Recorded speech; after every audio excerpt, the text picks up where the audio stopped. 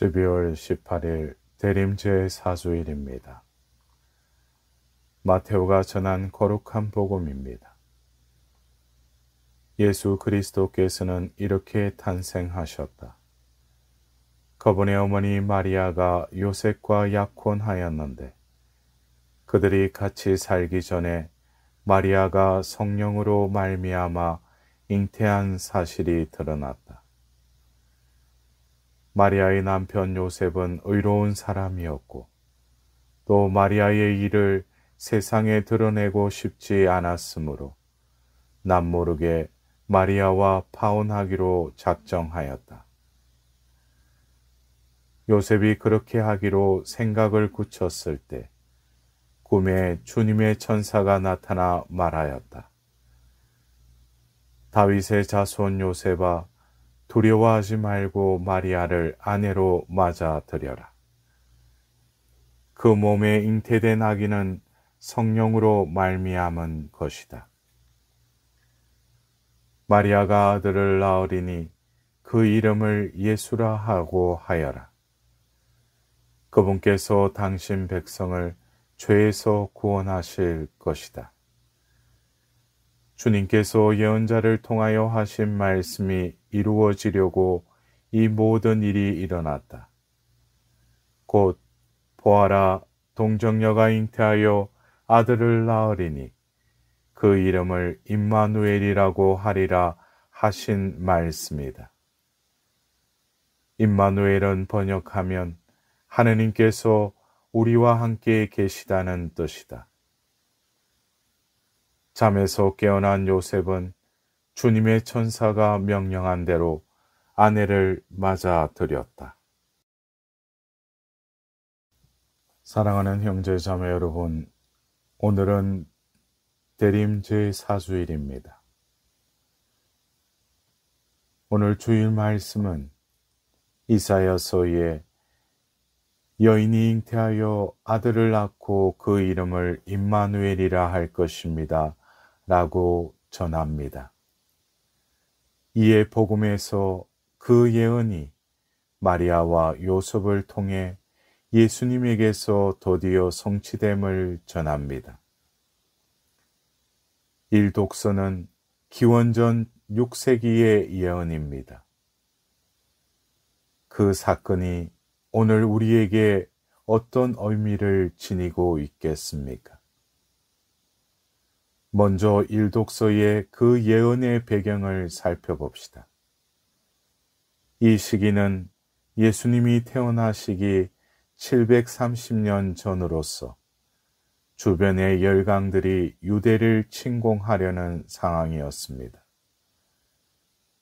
그러자 유대왕 아하즈는 강대국 아시리아와 군사 동맹을 맺으려 하였습니다. 이때 예언자 이사야가 왕에게 왜 나라 운명을 꼭 정치, 군사, 외교적으로만 해결하려 하십니까? 먼저 하나님의 도움을 청하시라고 충언합니다. 그러나 아하즈 왕은 어떻게 하나님을 시험할 수 있는가 하며 거절합니다. 겉으로는 겸손한 척하지만 실상은 하나님의 능력을 믿지 못해서 핑계를 댄 것입니다. 또 하나님의 활약으로 자신의 권력이 약화될까 두려워서 그냥 하나님을 성전 안에 고이 모셔만 두려는 교만이 바탕에 깔려 있는 것입니다. 이에 이사야는 젊은 여인이 잉태하여 아들을 낳고 그 이름을 임마누엘이라 할 것입니다 라는 예언이 내립니다. 처녀가 아이를 낳는 일이 인간에게는 불가능한 일이지만 하느님께는 가능하듯 어려움을 겪는 우리의 삶에서 하느님이 직접 들어오시어 불가능한 상황을 해결하시겠다는 말씀인 것입니다. 신앙인은 하느님을 우리 삶을 이끄시는 주님으로 모시는 자들입니다. 그러나 많은 경우에 아하즈 왕처럼 하느님이 어떻게 내 일상 속에 들어오시겠는가? 먹고 자고 일하고 지치고 늙고 병들고 기쁘고 속상한 일상에 어떻게 하느님이 들어오시겠는가? 하며 겸손을 가장하여 하느님의 개입을 불신합니다.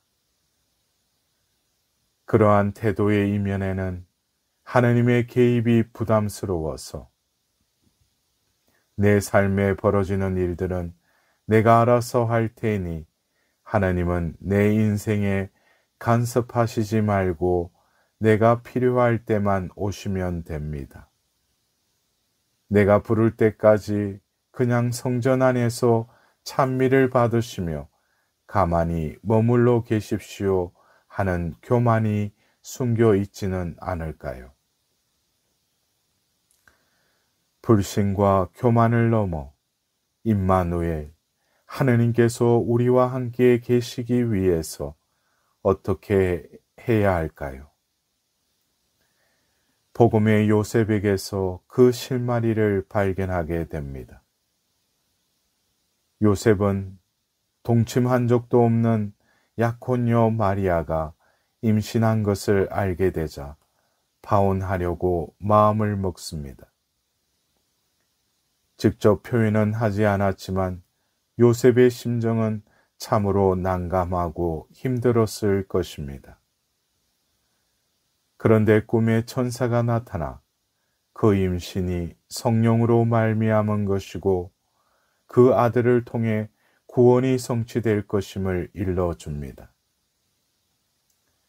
꿈속에서 들은 뜬금없는 이 말씀, 요셉은 받아들이기 어려운 상황에서 전해진 이해할 수 없는 말씀을 받아들여 마리아를 아내로 맞아들입니다.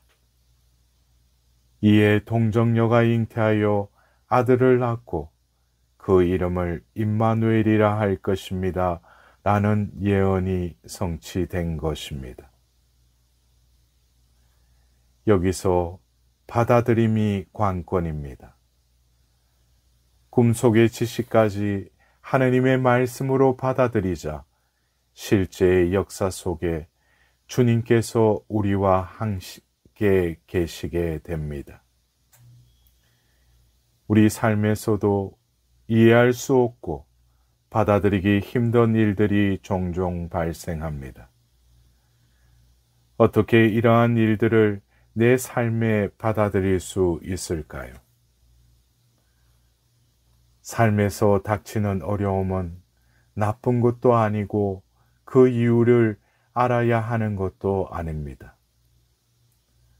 삶은 우리에게 겸허함을 요구합니다.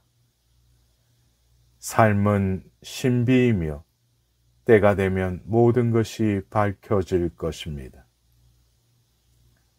삶에서 벌어지는 일들을 받아들인다는 것은 싸움을 멈추는 것, 줄다리기 게임을 멈추는 것, 줄을 내려놓는 것, 우리의 방식을 내려놓는 것입니다. 불가능한 상황을 통제하려 들지 않고 내가 옳고 저 사람은 틀렸으니까 고쳐주겠다는 생각까지 내려놓는 것, 그리고 당신의 뜻대로라고 말하는 것입니다. 오늘 복음의 요셉과 마리아가 가신 받아들임의 길입니다. 실제로 우리가 사는 세상에서는 많은 이들이 어떻게든 이겨보려고 목소리를 높이고 줄다리기를 하며 싸워보지만 결국 헛되이 힘만 빠집니다. 줄을 내려놓고 당신의 뜻대로라고 상대방을 받아들이는 가운데 하느님의 말씀도 받아들이게 됩니다.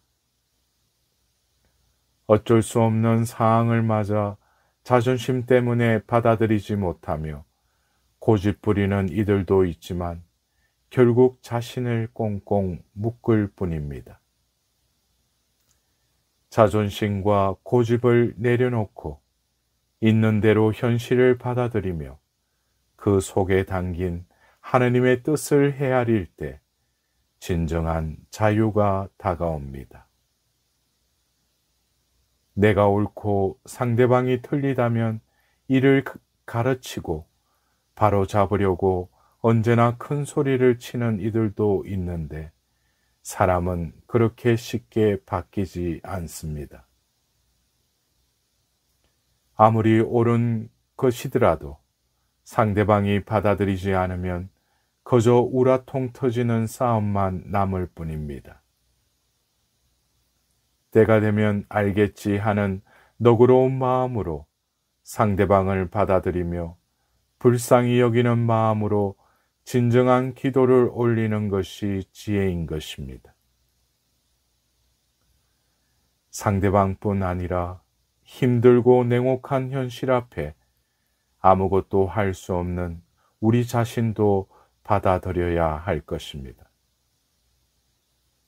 이러한 받아들임은 체험하는 것이나 방종 혹은 수동적인 상태가 아닙니다. 오히려 세상과 자신에게 깨어 있고 하느님과 이웃에게 열려 있는 가운데 자신이 변화되는 신비인 것입니다. 사랑하는 형제 자매 여러분, 요셉과 마리아는 하느님의 섭리를 받아들임으로써 임마누엘이 이루어졌습니다. 우리 삶에 하느님의 이끄심을 받아들일 때 나를 위해 태어나시는 아기 예수님을 만나게 됩니다. 또한 새로이 태어나는 자신의 모습을 발견하게 됩니다. 이때 주님께서 우리와 함께 계시는 임마누엘의 신비가 우리에게 실현될 것입니다. 이번 한 주간도 그 빛을 향해 희망의 발걸음을 옮기는 복된 한 주간이 되시길 기원드립니다.